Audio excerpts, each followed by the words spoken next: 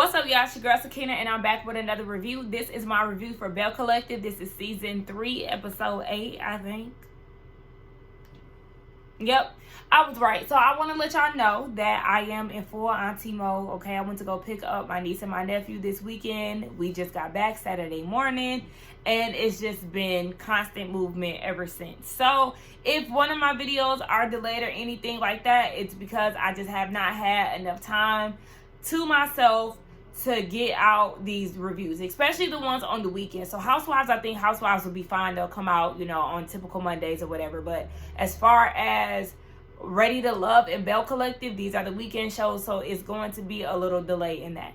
And they'll be here for 4 weeks, so it'll be the same thing across these 4 weeks. But I am going to try to maintain consistency because I don't want to lose track of what I got going on, because YouTube is real finicky and I just don't have time for it. And it just helps me, you know, be more accountable for, you know, the things that I need to do. So yeah, I just want to give that full warning. So if you see me on days where I'm just not feeling it, or it might even be days where I'm not on camera, just for time's sake, you know, that's just a full warning of me either being tired or just trying to hurry up and do a review and get it out to y'all so it won't be as delayed. So now that we have that out the way, let's go ahead and get into this review, right? So it picks up where it left off last week with the ladies in the break room, and Tambra is storming out because Marie done told her that they met up with her ex. Tisha is trying to get her to stay, but Tisha, you in your confessional hollering sisterhood and whatnot, and you want to be there for Tambra. You're telling her that you want to be there for her, and you are apologizing for meeting up with this man, with Marie. But Tambra said out of her mouth, I told you about this man. This man is crazy.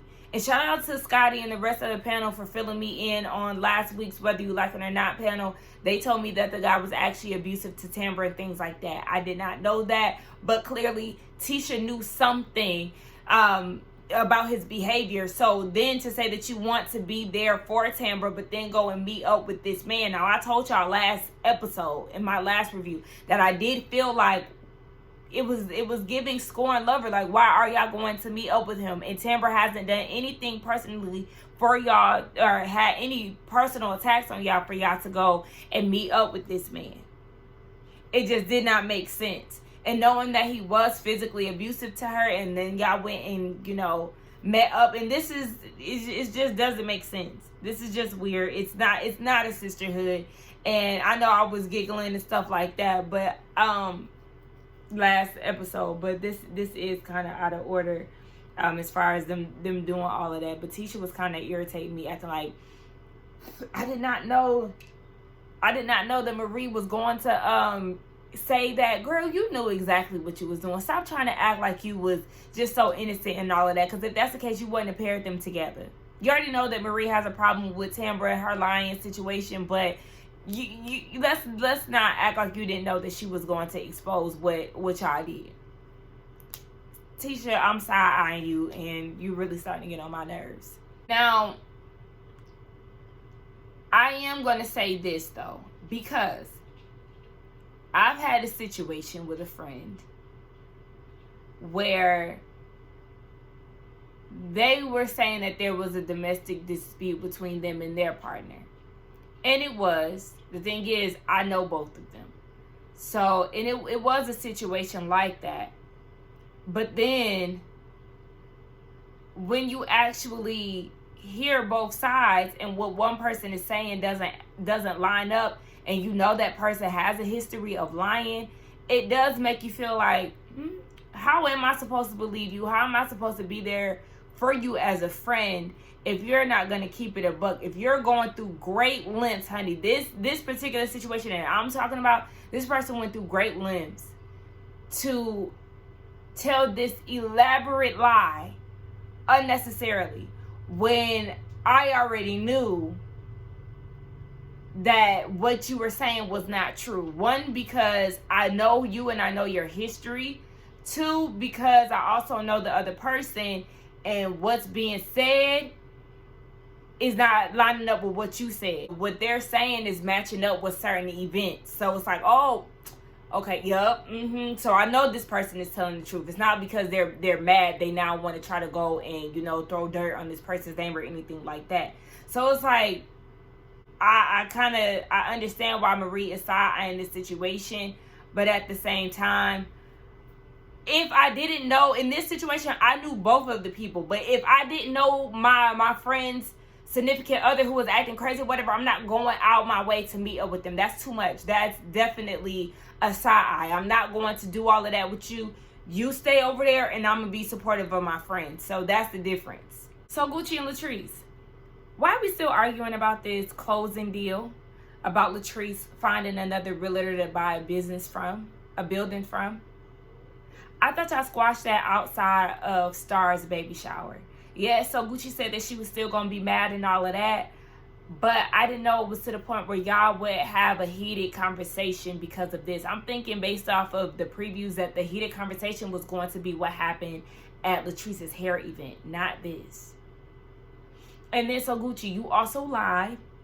You did not come to Latrice first in regards to your issues that you had with her. You definitely told everybody else before you told Latrice. So I don't know why you going around acting like you did have this conversation with her and then had the conversation with the other Bells. No, that's not how it went.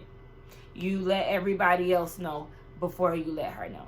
And yes, we already talked about how Latrice was definitely wrong for not communicating that she was moving on. Yes, so Gucci only came out one time, but that's neither here nor there. If you are working with her and decided to go with someone else, the common thing would just be, hey, I'm moving on. I'm sorry you weren't able to fulfill my needs or whatever the case may be. Not necessarily like that, but getting that message across in a nice way, especially somebody that you're supposed to be cool with. So it's like, so Gucci, you get mad at Latrice for the way that she handled you. She did not communicate with you properly, but at the same time, you also suck at communication as well. So I'm going to need you to realize that, because even with the whole wig event, you feel like Latrice set you up, blah, blah, blah, but Latrice also reached out to you and you didn't say anything to her. You just kind of left her on red and then sent her the screenshot of y'all conversation by mistake. So that means that you're going to talk to somebody else about y'all's issues again and not confront Latrice about the issue head on. So I just get annoyed with So Gucci with that, because I do like her, but the way that you communicate is definitely it's lacking for sure.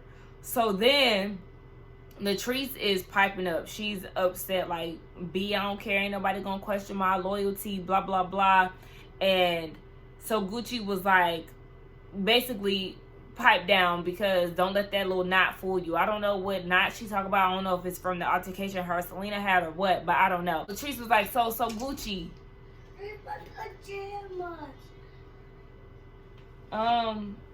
go ask your sister, top drawer, or Nana. See. Yeah, Latrice was like, what, like Selena did? I guess, like I said, I think Selena made a knot on her head or somewhere, I don't know. And so Gucci was like, yeah, because she's sucking your husband's, I think that's what she said. And then Latrice was like, if she's sucking it, we sucking it together. What? Why would you say that, Latrice? Because so Gucci already been saying that y'all must have some type of something going on. Akeisha even said it too. So then for you to say that, and then I need you to stop throwing Cliff in people's faces talking about JJ and So Gucci wish that they was y'all. Are you kidding me? Don't nobody want to be up under Cliff controlling ass. Let's not do that. I'm not even going to go into that, because Latrice, you already know you full of it. You ain't even happy where you at trying to throw somebody in somebody's face. Girl, please. So I don't know what happened to my DVR, but somehow it may have been storming that night or something, but my DVR skipped from the rage scene where they were breaking bottles on to Marie, So Gucci, and Akeisha. Don't lay on the floor, okay? And Akeisha at somebody's house. I don't know who house they was at, but I'm assuming Akeisha, because she didn't have her hair done, so it was looking like she was at the house. But they was talking about Tambra, how she was so upset, and Maria's like, I didn't do anything to her. I wasn't going and searching for information, but you was snooping. So the fact that you went to meet up with this man to gain information because you think Tamra is a liar, that is snooping. So yeah. And it was like, yeah, you're not snooping like somebody else. And that somebody else they was talking about was Latrice. Yeah. It was talking about Latrice. And so Akeisha's trying to figure out why Latrice has so much anger. The fact that she blew up about the So Gucci situation, it's like, okay, she must be angry about something else. And as a collective, we need to try to figure that out. Latrice don't fool with y'all, okay? And at this point, the collective is definitely in shambles. Y'all already done crossed Tamra. Y'all crossed Latrice. They ain't fooling with y'all. So at this point, I don't think that she would ever be open to opening up to y'all about what's really going on at home. And I don't blame her for that because she don't really trust y'all. She don't really get along with some of y'all. So why would she tell y'all what's going on with her only for y'all to store that and throw it in her face possibly? Nah. So Gucci is having a birthday celebration and she's inviting all the girls. She actually invited Latrice, so I'm interested to see how that goes and even why she invited her, because if y'all just had that big blow up, you feel like she set you up to fight Selena and all of that, why would you invite her to your party? I don't know.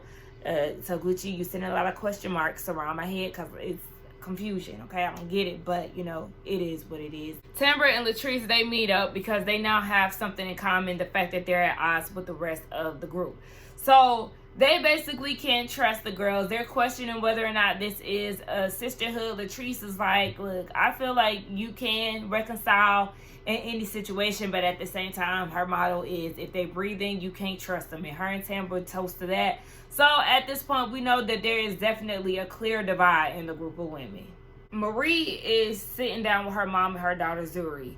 Her mom is fresh out of the hospital. She had just went through a scare where she was throwing up blood, a lot of blood, and if she hadn't went to the hospital at the time that she did, then you know she could have passed away. So Marie is asking her mom, what are you going to do different this time around? And her mom is like, basically, I don't know what she was saying, basically, hell. I don't know what she was saying because, I don't know, she was just slurring her words, and I don't feel like the closed captions was really helping, but she's not trying to go to rehab, and Maria's thinking about what her therapist said as far as her needing to choose herself, and I'm thinking when she's saying that, like, okay, well, she's probably going to tell her mom, like, you can't stay here or anything, because it sounds like her mom wants to stay with her, but she was like, I have a question, Mom. Are you done with drugs? And her mom said, yeah. But, you know, when it comes down to addiction, you're going to say that, but that doesn't mean that you're truly ready. If you don't even want to go to rehab, she's not really done, Marie. And I feel like that's where you're really going to have to put yourself to the test and see if you're really going to put yourself first and just let your mom be where she is, because you already have a problem with her accountability and the whole thing. Marie feels like, you know, she needed her mom as a child as she did, and her mom always like, yeah, you know, I left y'all behind, but you wouldn't be as successful as you are if I wouldn't have left. You don't know that because you didn't give me a fighting chance. You chose drugs over me. But at the same time, you know, her mom is an addict. Because even Zuri was like, why did you choose drugs? I said, child, not the baby. Marie, don't. Marie, have her go in the room or something. Because, like, what's going on? But, I mean, it's no hiding it. I'm pretty sure she knows that her grandmother is on drugs. I mean, this is very clear. But I was just like, why she asked this question? It was just very random to me. But Marie, you got your hands full with your mom. So Gucci is having dinner with JJ, or breakfast with him. And she's telling him what happened at the Rage Room and all, how Latrice tried to say that her and JJ wanted to be like Latrice and Cliff. And did y'all hear the music break? The music was like, doo-doo-doo. Wait, what? JJ was like, I know she ain't say that. And he was like, I mean, she said something about Cliff being drunk and how you can't never understand what he's saying. The flashbacks that they had of Cliff trying to explain what happened between So Gucci and Latrice and the whole real estate situation, it was like, damn, he do saw his words, don't he? But then at the same time, JJ, how you gonna say something about the way somebody talk? I don't know. But Yeah, I know a lot of people in their reviews and stuff be saying they don't really understand what Cliff is saying, but I just feel like some of them, they just have that on this show. Some of them is just super country and they have that twang. So sometimes it'd be like, what? But anyway, JJ feels like maybe the energy that Latrice has towards Cliff, she's taking it out on the other women, because he like, ain't no way she can compare us and say that we want to be like them. Absolutely not. So then they start talking about So Gucci's birthday, and in comes JJ's mom talking about her percolator. What the fuck is a percolator, girl? What is that, a coffee? I don't understand. She can, where's my percolator? Where's my percolator? Why y'all ain't tell me that y'all was cooking? Y'all need to let me know as a family so I won't wait until my food get cold. All this other stuff, I'm just like, come on. I told y'all this overbearing mom storyline on these shows is just played out. I don't know if this is for TV or if this is this lady's real personality, but I can go without it. I can. I think this was like one of those commercial scenes, but Marie and Esty, who we have not seen all season, okay, it's been 8 episodes and we're just now seeing her, but they're having a conversation about Marie's mom and, you know, all the stuff that she has going on over there with her. And Esty is like, basically, you need to be grateful that you still have your mom, because her mom was diagnosed with stage 4 colon cancer. She was there in April. She passed away in May, 4 weeks after her diagnosis. So she's like, you know, don't give up on your mom. And Riri said that she wasn't going to. But I'm wondering if they're purposely putting Etsy on the back burner this season, because she was definitely a package deal with Marie for the first 2 seasons. So I'm wondering what's going on now. So Gucci's birthday is very nice, okay? She looked nice. JJ looked nice. All the girls look nice from what I remembered, at least. So Gucci's body be bodying, okay? Her hair. So Gucci is a really pretty woman, and she puts her stuff together. She always is put together. I said that in my last review, and I just stand on that. She always comes to her scenes looking good. Her and Latrice, they might be bumping heads right now, but they are the most put together women of the cast for sure. And you know, Tambra, she be looking nice too, but you know, those two, they just stand out. They always get it right. So I like that. Yeah, it's her birthday celebration and they rented out a mansion in Mississippi. It looks nice. Now, So Gucci, what I'm gonna have to get on you about is you have these signature drinks. Very similar to Latrice and her wigs and naming them after the cast. So Gucci's signature drinks are named after the ladies. I did not like that you invited Latrice to your party and you named one of the drinks Witch's Brew in honor of her. That's just another passive aggressive dig. Like, come on. You could have saved that. It's your birthday, and in the midst of celebrating your birthday, you still find time to shade Latrice. That's just too much. So the women, they all come in one by one. You know, Tambra is greeting everybody. She does not say anything to Akeisha.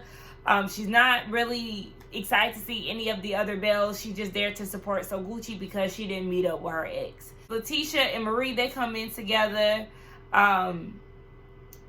Who else? Yeah, Latrice comes in, and when she comes in, Maria's being all nice with her, like, hey, Tracy Trees, like, what's that? And she was like, you know, she tired of flip-flopping when it come down to her and Latrice, and she just ready to move on. Okay, Marie, you say that now, but are y'all really gonna move on? Because y'all said that y'all was gonna move on before, so I don't know. Latrice talking about Glenn would have been her +1 if he was in town. The passing of his grandmother has made them extremely close. See, yeah, we know. We know. And he was just saying that you was acting not funny once you got your little money and all that, right? And now all of a sudden he back in your good graces and he would have been your +1 to So Gucci party. This is why we don't give a damn about what you and Glenn have going on, because regardless of whatever he does, you're going to take him back. No matter how strong you try to make yourself seem when it comes down to him, girl, get out of our faces.